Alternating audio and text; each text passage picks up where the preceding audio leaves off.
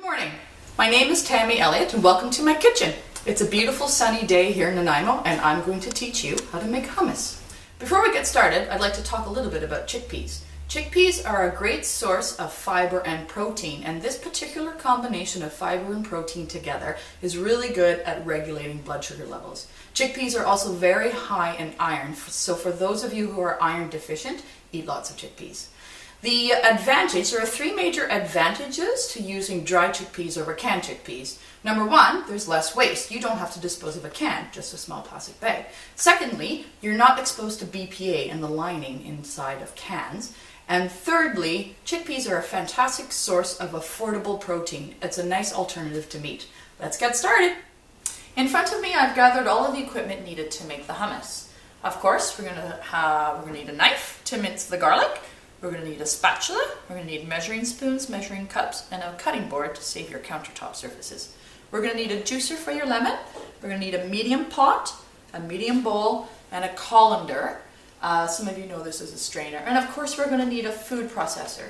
You may not have a food processor. If you do not, you can use your blender or the Magic Bullet or a hand brawn blender. You need 8 basic ingredients to make hummus. You will need 2 cups of dried chickpeas, 1/3 of a cup of olive oil, 1/3 of a cup of tahini, which is sesame seed paste. You will need 2 teaspoons of salt, 1 teaspoon of cumin.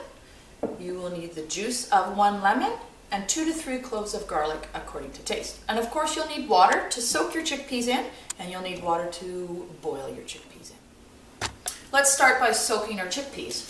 So we're going to take 2 cups of chickpeas. 1, 2.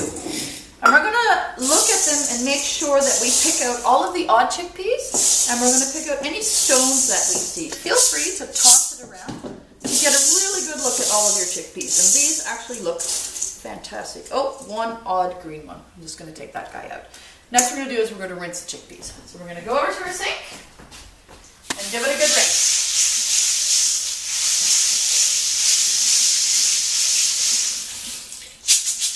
Then we're going to get ready to soak our chickpeas overnight. I'm going to put them in a bowl. And we're going to put lots of water in here because it's surprising how big those chickpeas get when they absorb that water. So I would put at least 2 inches of water above the chickpeas, like this. And now we need to soak them overnight in the refrigerator.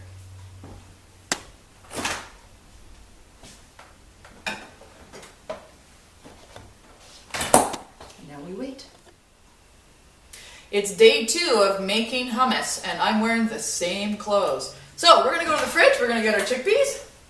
Here they are, they've been soaking overnight and this is what they're going to look like. Look at how much water they've absorbed. Now we're off to the sink to give them a rinse. Back to the colander. Quick rinse and a toss. Put those bad boys in a pot. Again, we're going to put lots of water in, about 2 inches above.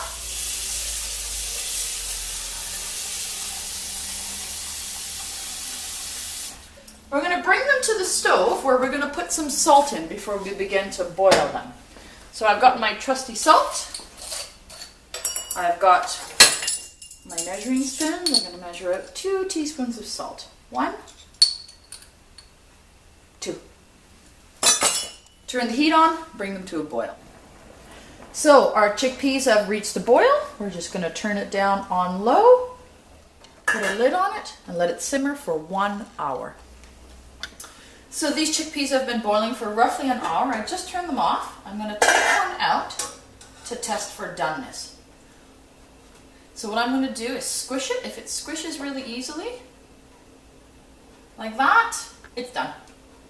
So our next step would be to take our bowl. You can use the same bowl that you used to soak them in.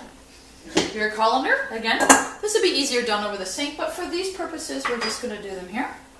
We need pot holders because it's hot, and we're going to drain them.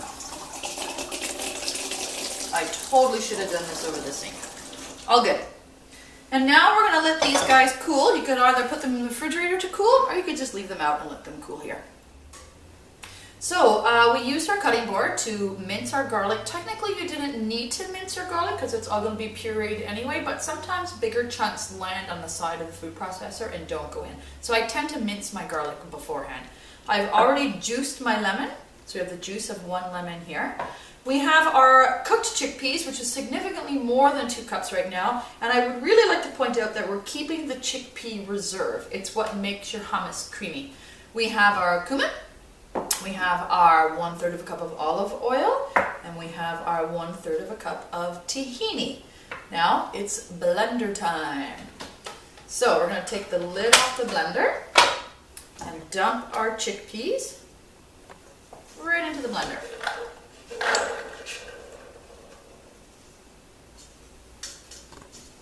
The rest of the ingredients can go in whenever. Our lemon juice, our garlic, 1/3 of a cup of tahini, 1/3 of a cup of olive oil. This is a great point to add a little bit more salt. I know that we cook the chickpeas in salt, but I always add a little bit more salt at the end. And again, we're going to taste for seasoning, and we're going to see if it's salty enough. And 1 teaspoon of cumin. I love the smell of the cumin. Time to blend.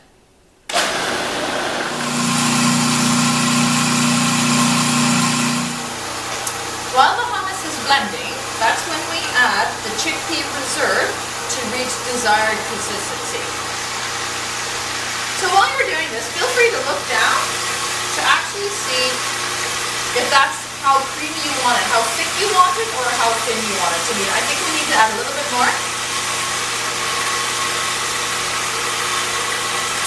And that feels about right to me. Our hummus should be complete. Just grab a cracker, test it. The hummus is complete, and now we're going to garnish it.